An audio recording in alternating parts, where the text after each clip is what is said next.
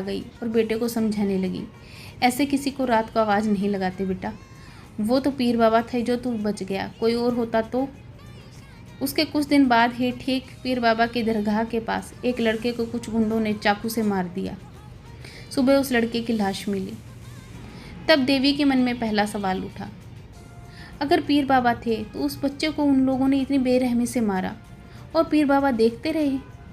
देवी की माँ मंदिर जाया करती थी। हर मंगलवार वहाँ भजन कीर्तन होते थे, मगर बच्चे वहाँ सिर्फ शरारतें करने जाते थे। मंदिर की दीवारों पर चलते थे, कभी उन दीवारों से छलांग लगाते थे। वहाँ के पंडित जी जब देख लेते तो गालियाँ निकालते। मंदिर के अंदर भजन चलते और बाहर पंडित जी की गालियाँ। नवरात्रों में निरंतर 9 दिन तक मंदिर में लगातार रामायण का पाठ चलता। तब पंडित जी बच्चों को भी बोलते कि जब बड़े थक जाएं तो थोड़ी देर तुम भी रामायण पढ़ लेना।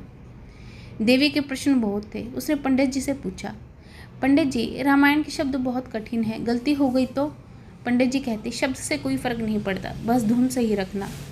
9 दिन रामायण में प्रतिभागी बनने के बाद जब कन्या भोजन का समय आया तो देवी थोड़ी सी देर से पहुंची।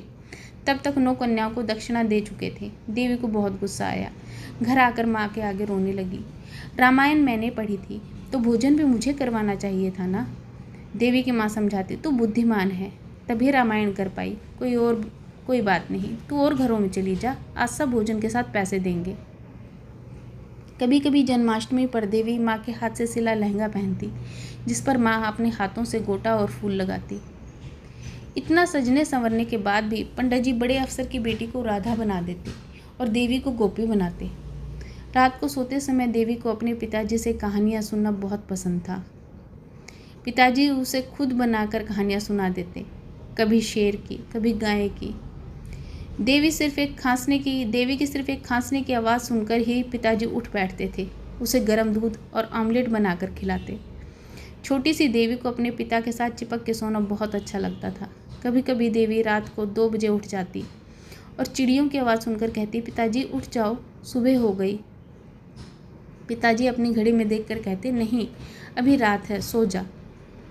कभी कभी जब सब इकट्ठा बैठते तो पिताजी भूतों से जुड़ी सच्ची घटना सुनाते।